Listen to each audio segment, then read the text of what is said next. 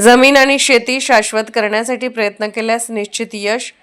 महात्मा फुले कृषी विद्यापीठ राहुरीचे कुलगुरू डॉक्टर विलास खर्चे यांनी व्यक्त केला विश्वास.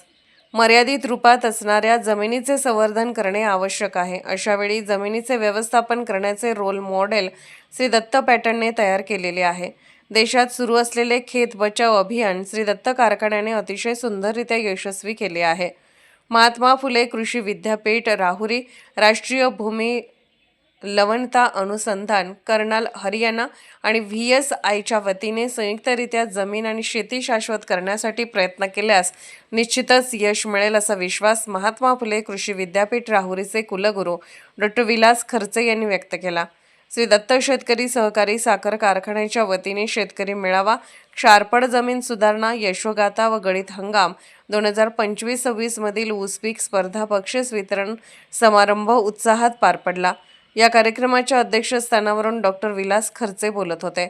राष्ट्रीय भूमी लवणता अनुसंधान, कर्नाल हरियाणाचे सिंचन व जलनिस्सारण अभियांत्रिकी विभागाचे प्रमुख डॉक्टर DS बुंदेला यांनी कृत्रिम निचरा प्रणाली तंत्रज्ञान आणि मार्गदर्शन या विषयावर बोलताना जमीन खराब होण्याची कारणे सांगून आवश्यकतेनुसार पाणी वापरणे, क्षारपड समस्येवर जागरूकता निर्माण करणे, शेतकरी बहुउद्देशीय संस्थांच्या माध्यमातून विविध उपक्रम राबवणे आणि संबंधितांना प्रशिक्षण देणे आदी विषयांवर मार्गदर्शन केले.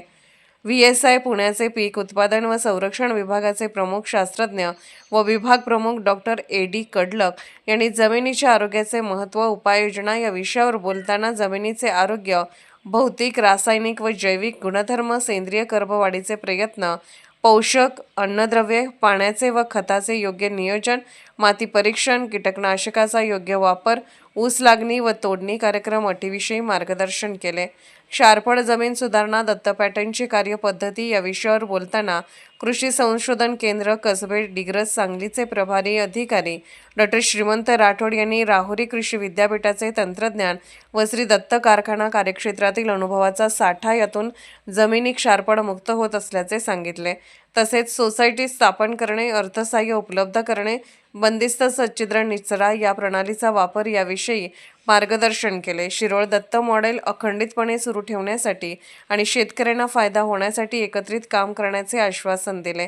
यावेळी chairman Raghunath Patil, vice chairman Sharadchandra Phatak, सर्व संचालक मंडळ तसेच कृषी संशोधन केंद्र कसबे डिग्रजचे प्रभारी अधिकारी doctor Anil Rajguru, doctor Sachin Mahajan, doctor Sangram Kale, Mahadhan ॲग्रोटेकचे विभागीय विपणन व्यवस्थापक Yogesh Mhase, SV agro solution पुणेचे डायरेक्टर डॉक्टर शांतिकुमार पाटील, मुख्य शेती अधिकारी श्रीशैल हेगन्ना, ऊस विकास अधिकारी AS पाटील, ऊस पुरवठा अधिकारी PS देसाई, हलसिद्धनाथ साखर कारखाना संचालक रामगोंडा पाटील, जनवाड कृषी पंडित सुरेश देसाई, बेडकियाळ यांच्यासह शेती विभागाचे अधिकारी, कर्मचारी व महाराष्ट्र कर्नाटकातील कारखाना सभासद, शेतकरी, विविध संस्थांचे पदाधिकारी मोठ्या संख्येने उपस्थित होते.